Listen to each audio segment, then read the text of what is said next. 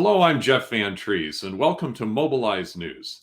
We have a very special guest today. We have Marcel Reid. She is the director and co-founder of the Whistleblower Summit, which honors whistleblowers around the country and advocates for whistleblower protection. So, Marcel, thank you so much for joining us today. Thank you for having me. So, can you tell us, sort of at a 1,000-foot view, where are we in terms of protection, advocacy, and protection of whistleblowers? As we all know, they save so many lives. If you could just kind of tell us generally what a whistleblower is and where are we in terms of advocating for their protection when they decide to report something that needs to be reported. Well, whistleblowers are generally people who tell the truth and in difficult circumstances. So if they're an employee, they don't wait for their employment to end and then tell the truth. They tell the truth when it's most important and often when it will harm them.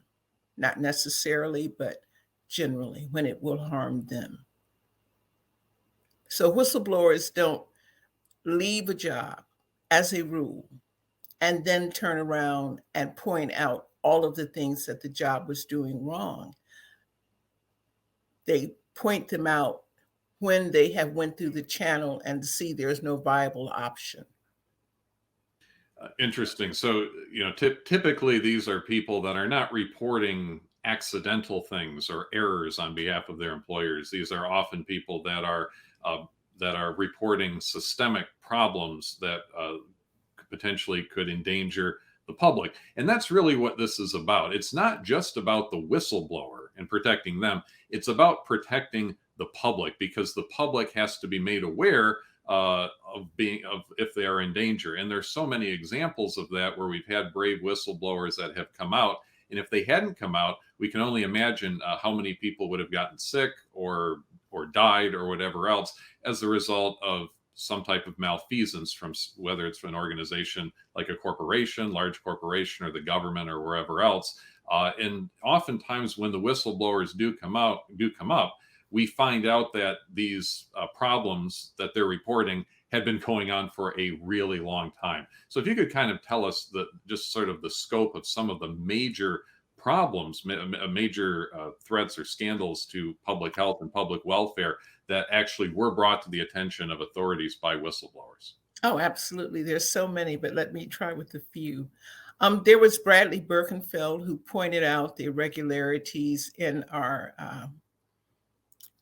large corporations with evading taxation through opening up accounts.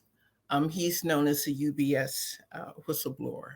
There's Michael McRae, who was a co-founder of this. He reported a $40 million theft in the Delta under President Clinton, in the Mississippi Delta, monies embezzled from the USDA.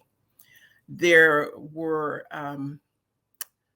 women, one of which we will be honoring this year at our first annual dinner.